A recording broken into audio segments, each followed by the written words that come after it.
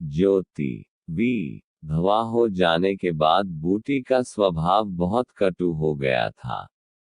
जब बहुत जी जलता तो अपने मृत पति को कोसती, आप तो सिधार गए, मेरे लिए यह जंजाल छोड़ गए।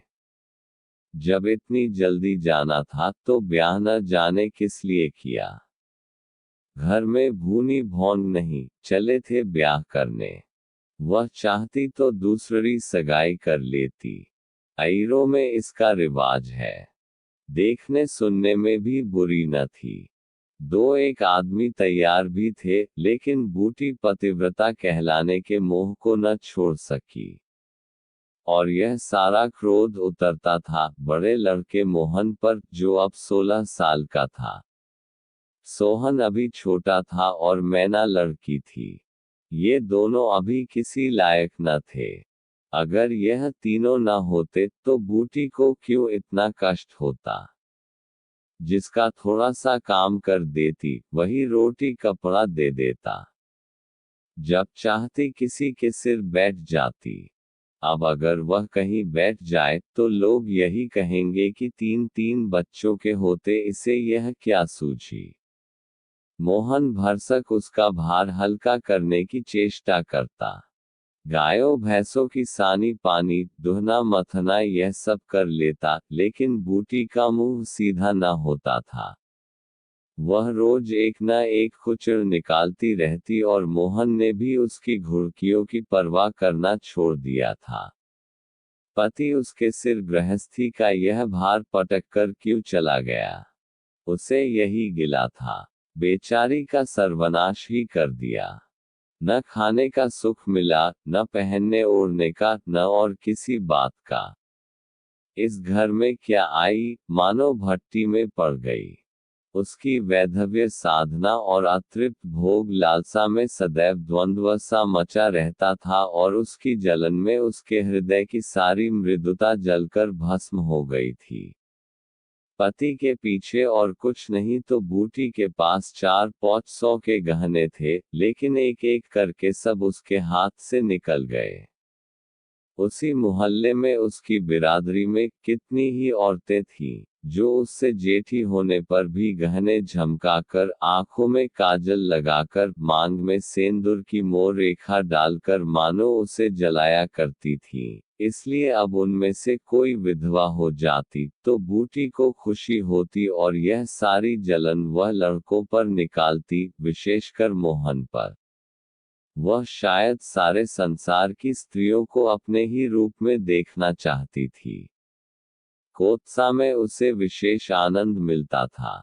उसकी वंचित लालसा, जल न पाकर ओस चाट लेने में ही संतुष्ट होती थी। फिर यह कैसे संभव था कि वह मोहन के विषय में कुछ सुने और पेट में डाल ले। जो ही मोहन संध्या समय दूध बेचकर घर आया, बूटी ने कहा, देखती हूँ तू अब सांड बनने पर उतारू हो गया है। मोहन ने प्रश्न के भाव से देखा, कैसा सांड? बात क्या है? तू रुपया से छिप छिप कर नहीं हंसता बोलता। उस पर कहता है कैसा सांड? तुझे लाज नहीं आती? घर में पैसे पैसे की तंगी है और वहां उसके लिए पान लाए जाते हैं, कपड़े रंगाए जाते हैं। मोहन ने विद्रोह का भाव धारण किया, अगर उसने मुझसे 4 पैसे के पान मांगे तो क्या करता? कहता कि पैसे दे तो लाऊंगा। अपनी धोती रंगने को दी, उससे रंगाए मांगता। मोहल्ले में एक तू ही धन्ना सेठ है, और किसी से उसने क्यों न कहा। यह वह जाने, मैं क्या बताऊं। तुझे अब छैला बनने की सूझती है। घर में भी कभी 1 पैसे का पान लाया? यहाँ पान किसके लिए लाता? क्या तेरे लिखे घर में सब मर गए? मैं न जानता था तुम पान खाना चाहती हो। संसार में 1 रुपया ही पान खाने जोग है। शौक सिंगार की भी तो उम्र होती है। बूटी जल उठी। उसे बुढ़िया कह देना उसकी सारी साधना पर पानी फेर देना था। बुढ़ापे में उन साधनों का महत्व ही क्या। जिस त्याग कल्पना के बल पर वह स्त्रियों के सामने सिर उठाकर चलती थी, उस पर इतना कुठाराघात। इन्हीं लड़कों के पीछे उसने अपनी जवानी धूल में मिला दी। उसके आदमी को मरे आज 5 साल हुए। तब उसकी चढ़ती जवानी थी। 3 बच्चे भगवान ने उसके गले मर दिए, नहीं अभी वह है कै दिन की। चाहती तो आज वह भी ओठ लाल किए, पाँव में महावर लगाए, अनवट बिछुए पहने मटकती फिरती। यह सब कुछ उसने इन लड़कों के कारण त्याग दिया और आज मोहन उसे बुढ़िया कहता है। रुपया उसके सामने खड़ी कर दी जाए तो चूहिया सी लगे। फिर भी वह जवान है, आर बूटी बुढ़िया है। बोली हाँ और क्या, मेरे लिए तो अब फटे चिथड़े पहनने के दिन है। जब तेरा बाप मरा तो मैं रुपया से 2 ही 4 साल बड़ी थी। उस वक्त कोई घर लेती तो तुम लोगों का कहीं पता न लगता। गली गली भीख मांगते फिरते। लेकिन मैं कह देती हूँ, अगर तू फिर उससे बोला तो या तो तू ही घर में रहेगा या मैं ही रहूंगी। मोहन ने डरते डरते कहा, मैं उसे बात दे चुका हूँ अम्मा। कैसी बात? सगाई की। अगर रुपया मेरे घर में आई तो झाड़ू मारकर निकाल दूंगी। यह सब उसकी माँ की माया है। वह कुटनी मेरे लड़के को मुझसे छीने लेती है। रानर से इतना भी नहीं देखा जाता। चाहती है कि उसे सौंत बनाकर छाती पर बैठा दे। मोहन ने व्यथित कंठ में कहा, अम्मा ईश्वर के लिए चुप रहो। क्यों अपना पानी आप खो रही हो? मैंने तो समझा था 4 दिन में मैना अपने घर चली जाएगी, तुम अकेली पड़ जाओगी। इसलिए उसे लाने की बात सोच रहा था। अगर तुम्हें बुरा लगता है तो जाने दो। तू आज से यहीं आंगन में सोया कर। और गायें भैंसें बाहर पड़ी रहेंगी। पड़ी रहने दे, कोई डाका नहीं पड़ा जाता। मुझ पर तुझे इतना संदेह है? हाँ। तो मैं यहाँ न सोऊंगा। तो निकल जा घर से। हाँ, तेरी यही इच्छा है तो निकल जाऊंगा। मैना ने भोजन पकाया। मोहन ने कहा, मुझे भूख नहीं है। बूटी उसे मनाने न आई।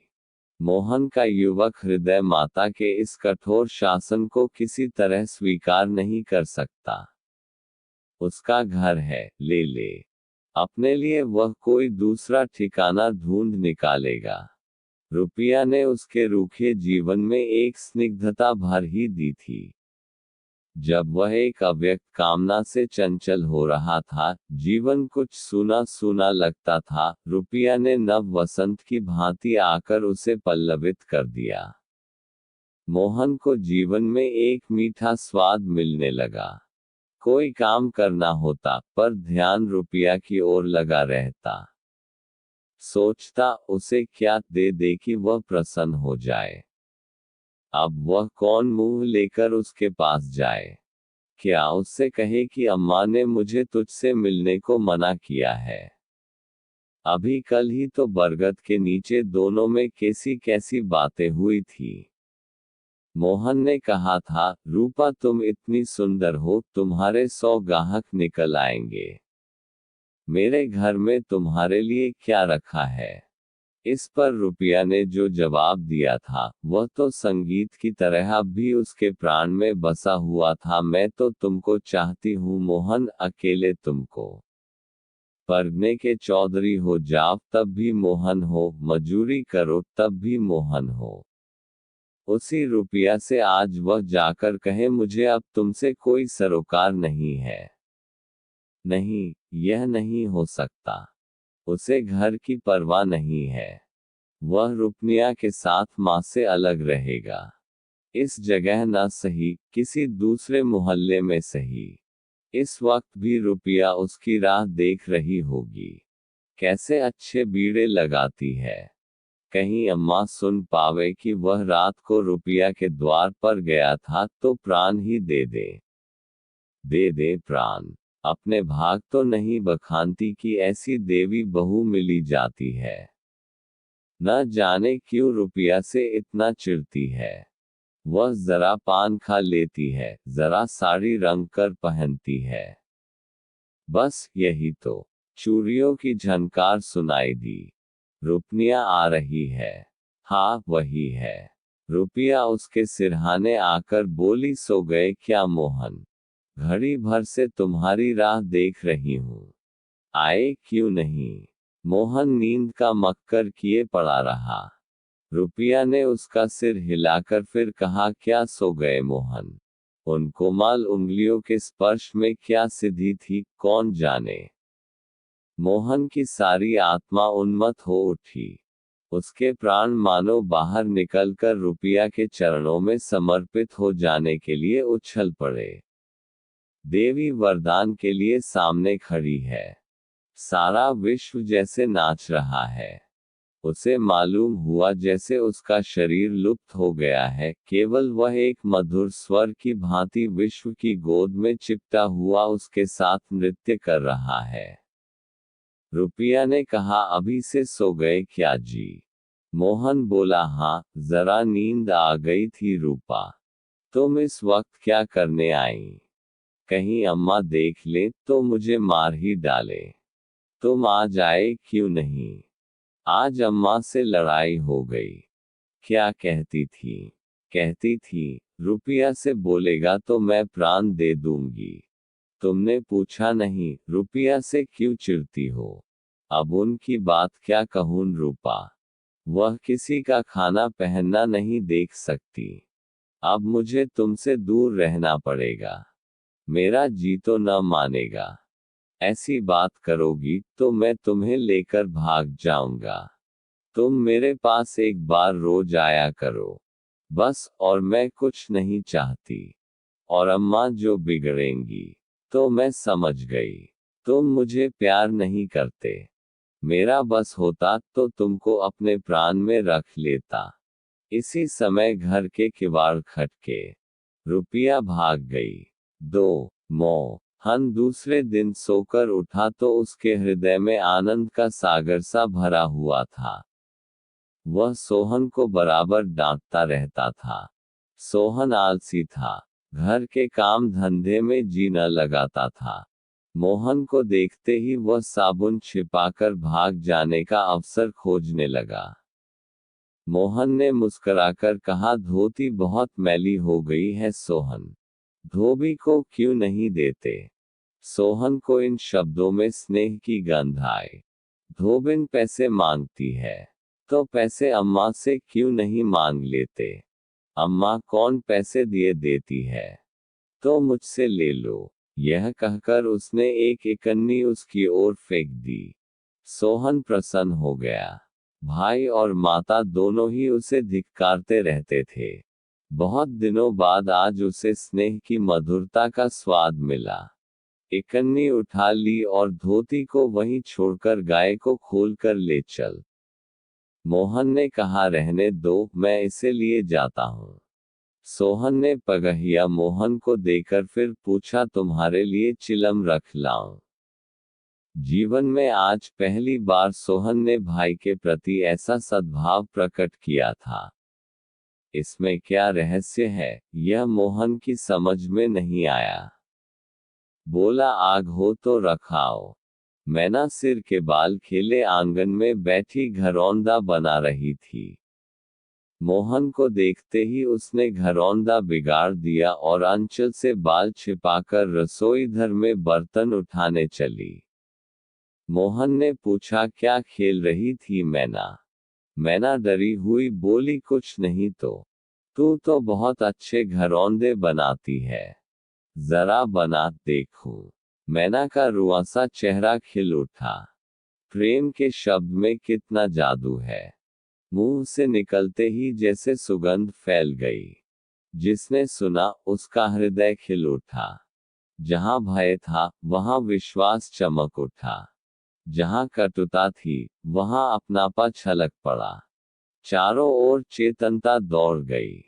कहीं आलस्य नहीं, कहीं खिन्नता नहीं। मोहन का हृदय आज प्रेम से भरा हुआ है। उसमें सुगंध का विकर्षण हो रहा है। मैना घरौंदा बनाने बैठ गई। मोहन ने उसके उलझे हुए बालों को सुलझाते हुए कहा, तेरी गुड़िया का ब्याह कब होगा मैना? नेवता देख कुछ मिठाई खाने को मिले। मैना का मन आकाश में उड़ने लगा। जब भैया पानी मांगे तो वह लोटे को राख से खूब चमाचम करके पानी ले जाएगी। अम्मा पैसे नहीं देती। गुड्डा तो ठीक हो गया है। टीका कैसे भेजूं? कितने पैसे लेगी? 1 पैसे के बतासे लूंगी और 1 पैसे का रंग। जोड़े तो रंगे जाएंगे कि नहीं? तो 2 पैसे में तेरा काम चल जाएगा। हाँ, 2 पैसे दे दो भैया, तो मेरी गुड़िया का ब्याह धूमधाम से हो जाए। मोहन ने 2 पैसे हाथ में लेकर मैना को दिखाए। मैना लपकी। मोहन ने हाथ ऊपर उठाया। मैना ने हाथ पकड़कर नीचे खींचना शुरू किया। मोहन ने उसे गोद में उठा लिया। मैना ने पैसे ले लिए और नीचे उतरकर नाचने लगी। फिर अपनी सहेलियों को विवाह का नेवता देने के लिए भागी। उसी वक्त बूटी गोबर का झावा लिए आ पहुंची। मोहन को खड़े देखकर कठोर स्वर में बोली, अभी तक मटरगश्ती ही हो रही है। भैंस कब दुही जाएगी? आज बूटी को मोहन ने विद्रोह भरा जवाब न दिया। जैसे उसके मन में माधुर्य का कोई सोता सा खुल गया हो। माता को गोबर का बोझ लिए देखकर उसने झावा उसके सिर से उतार लिया। बूटी ने कहा, रहने दे, जाकर भैंस दूह, मैं तो गोबर लिए जाती हूँ। तुम इतना भारी बोझ क्यों उठा लेती हो? मुझे क्यों नहीं बुझला लेती? माता का हृदय वात्सल्य से गदगद हो उठा। तू जा अपना काम देख, मेरे पीछे क्यों पड़ता है? गोबर निकालने का काम मेरा है। और दूध कौन दुहेगा? वह भी मैं करूंगा। तू इतना बड़ा जोधा है कि सारे काम कर लेगा। जितना कहता हूँ उतना कर लूंगा। तो मैं क्या करूंगी? तुम लड़कों से काम लो, जो तुम्हारा धर्म है। मेरी सुनता है कोई? 3 जब मोहन बाजार से दूध पहुंचाकर लौटा तो पान, कत्था, सुपारी, एक छोटा सा पानदान और थोड़ी सी मिठाई लाया। बूटी बिगड़कर बोली, आज पैसे कहीं फालतू मिल गए थे क्या? इस तरह उड़ावेगा तो कै दिन निबाह होगा। मैंने तो 1 पैसा भी नहीं उड़ाया अम्मा। पहले मैं समझता था तुम पान खाती ही नहीं। तो अब मैं पान खाऊंगी। हाँ, और क्या? जिसके 2 जवान बेटे हों, क्या वह इतना शौक भी न करे? बूटी के सूखे कठोर हृदय में कहीं से कुछ हरियाली निकल आए। एक नन्ही सी कोमपल थी, उसके अंदर कितना रस था। उसने मैना और सोहन को एक एक मिठाई दे दी और एक मोहन को देने लगी। मिठाई तो लड़कों के लिए लाया था अम्मा। और तू तो बूढ़ा हो गया, क्यों? इन लड़कों का सामने तो बूढ़ा ही हूँ, लेकिन मेरे सामने तो लड़का ही है। मोहन ने मिठाई ले ली। मैना ने मिठाई पाते ही गप से मुंह में डाल ली थी। वह केवल मिठाई का स्वाद जीभ पर छोड़कर कब की गायब हो चुकी थी। मोहन को ललचाए आंखों से देखने लगी। मोहन ने आधा लड्डू तोड़कर मैना को दे दिया। एक मिठाई दोने में बची थी। बूटी ने उसे मोहन की तरफ बढ़ाकर कहा, लाया भी तो इतनी सी मिठाई। यह ले ले। मोहन ने आधी मिठाई मुंह में डालकर कहा, वह तुम्हारा हिस्सा है अम्मा। तुम्हें खाते देखकर मुझे जो आनंद मिलता है, उसमें मिठास से ज्यादा स्वाद है। उसने आधी मिठाई सोहन और आधी मोहन को दे दी, फिर पानदान खोलकर देखने लगी। आज जीवन में पहली बार उसे यह सौभाग्य प्राप्त हुआ। धन्य भाग की पति के राज में जिस विभूति के लिए तरसती रही, वह लड़के के राज में मिली। पानदान में कई कुल्हियां हैं, और देखो, दो छोटी छोटी चिमचियां भी हैं, ऊपर कड़ा लगा हुआ है, जहां चाहो लटका कर ले जाओ। ऊपर की तश्तरी में पान रखे जाएंगे। ज्यों ही मोहन बाहर चला गया, उसने पानदान को मांज धोकर उसमें चूना कत्था भरा, सुपारी काटी, पान को भिगोकर तश्तरी में रखा। तब एक बीड़ा लगाकर खाया।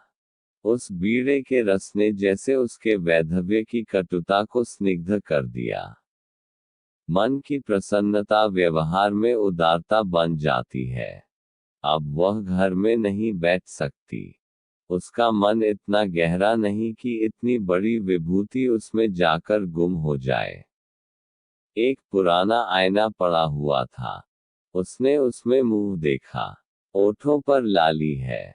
मुंह लाल करने के लिए उसने थोड़े ही पान खाया है।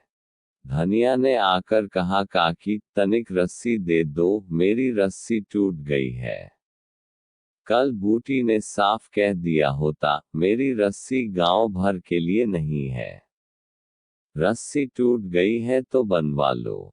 आज उसने धनिया को रस्सी निकालकर प्रसन्न मुख से दे दी और सद्भाव से पूछा, लड़के के दस्त बंद हुए कि नहीं धनिया?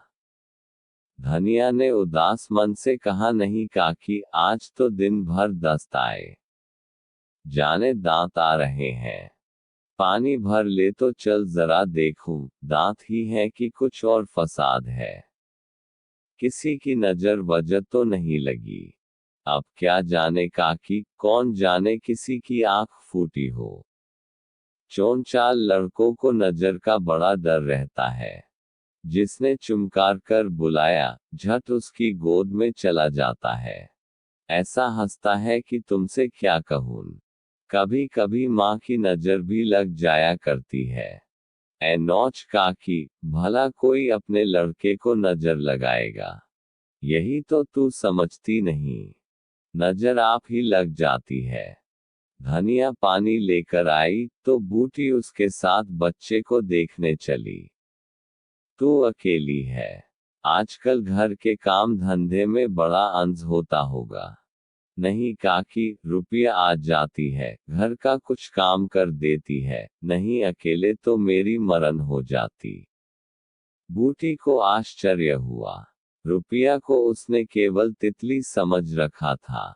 रुपया? हाँ काकी, बेचारी बड़ी सीधी है। झाड़ू लगा देती है, चौका बर्तन कर देती है, लड़के को संभालती है। गाड़े समय कौन किसी की बात पूछता है काकी? उसे तो अपने मिस्सी काजल से छुट्टी न मिलती होगी। यह तो अपनी अपनी रुचि है काकी। मुझे तो इस मिस्सी काजल वाली ने जितना सहारा दिया, उतना किसी भक्तिन ने न दिया। बेचारी रात भर जागती रही। मैंने कुछ दे तो नहीं दिया। हाँ, जब तक जीऊंगी उसका जस गाऊंगी। तो उसके गुण अभी नहीं जानती धनिया। पान के लिए पैसे कहाँ से आते हैं? किनारदार साड़ियाँ कहाँ से आती हैं? मैं इन बातों में नहीं पड़ती काकी। फिर शौक सिंगार करने को किसका जी नहीं चाहता। खाने पहनने की यही तो उम्र है। धनिया ने बच्चे को खटोले पर सुला दिया। बूटी ने बच्चे के सिर पर हाथ रखा, पेट में धीरे धीरे उंगली गड़ा कर देखा। नाभि पर हींग का लेप करने को कहा। रुपया बेनिया लाकर उसे झलने लगी। बूटी ने कहा, ला बेनिया मुझे दे दे। मैं दुला दूंगी तो क्या छोटी हो जाऊंगी। तू दिन भर यहाँ काम धंधा करती है। थक गई होगी। तुम इतनी भली मानस हो, और यहाँ लोग कहते थे, वह बिना गाली के बात नहीं करती। मारे डर के तुम्हारे पास न आई। बूटी मुस्कुराई। लोग झूठ तो नहीं कहते। मैं आंखों की देखी मानून की कानों की सुनी। कह तो दी होगी। दूसरी लड़की होती तो मेरी ओर से मुंह फेर लेती। मुझे जलाती, मुझसे ऐंठती। इसे तो जैसे कुछ मालूम ही न हो सकता है कि मोहन ने इससे कुछ कहा ही न हो। हाँ, यही बात है। आज रुपया बूटी को बड़ी सुंदर लगी। ठीक तो है, अभी शौक सिंगार न करेगी तो कब करेगी। शौक सिंगार इसलिए बुरा लगता है कि ऐसे आदमी अपने भोग विलास में मस्त रहते हैं। किसी के घर में आग लग जाए उनसे मतलब नहीं।